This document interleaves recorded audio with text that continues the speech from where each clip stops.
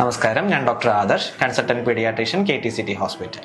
കഴിഞ്ഞ കുറച്ച് മാസങ്ങളായി നമ്മുടെ കുട്ടികൾക്കിടയിൽ വളരെ വ്യാപകമായി പടർന്നു പിടിച്ചുകൊണ്ടിരിക്കുന്ന ഒരു വൈറസ് ഇൻഫെക്ഷനാണ് മംസ് അഥവാ മുണ്ടിനീര്. പാരാമിക്സോ വൈറസ് ഗ്രൂപ്പിൽപ്പെടുന്ന മംസ് വൈറസ് ആണ് ഈ രോഗത്തിന് കാരണമാകുന്നത്.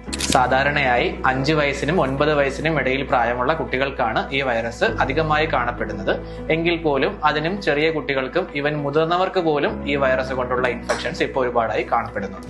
മംസ് ഇൻഫെക്ഷൻ ഒരു കുട്ടിയിൽ നിന്നും അടുത്ത കുട്ടിയിലേക്ക് ചുമയിക്കുമ്പോഴോ അല്ലെങ്കിൽ തുമ്മുമ്പോഴോ ഉള്ള ചെറിയ ഡ്രോപ്ലെറ്റ് ഇൻഫെക്ഷൻ വഴിയാണ് പടരുന്നത്. അതോടൊപ്പം രോഗിയുമായുള്ള അടുത്ത സമ്പർക്കം വഴിയും ഇത് വളരെ പെട്ടെന്ന് തന്നെ ഒരു കുട്ടിയിൽ നിന്നും അടുത്ത കുട്ടിയിലേക്ക് സ്പ്രെഡ് ചെയ്യുന്നു. ചെവിയുടെ മുൻവശത്തോ ചെവിയുടെ പുറകുവശത്തോ ചെവിയുടെ താഴേക്കോ അതുപോലെ കഴുത്തിന്റെ താഴെ ഭാഗങ്ങളിൽ കാണുന്ന ഉമിനീർ ഗ്രന്ഥികളുടെ വീക്കമാണ് ഇതിന് പ്രധാനമായുമുള്ള രോഗലക്ഷണം. അതുമൂലം ഈ ഭാഗങ്ങളിൽ ഒന്നുകിൽ ഒരു ഭാഗത്തോ അല്ലെങ്കിൽ 2 ഭാഗത്തോ ചെറിയ തടുപ്പുകളായിട്ടായിരിക്കാം കൂടുതലും രോഗലക്ഷണം പ്രസന്റ് ചെയ്യുക. അതോടൊപ്പം ചെറിയ പനി, ശക്തമായ തലവേദന, ഭക്ഷണം കഴിക്കാനുള്ള ബുദ്ധിമുട്ട്, ശക്തമായ പല്ലുവേദന, വായുടെയും കഴുത്തിന്റെയും ഭാഗത്തുള്ള വേദന എന്നിവയും ഇതിന്റെ പ്രധാന ലക്ഷണങ്ങളാണ്.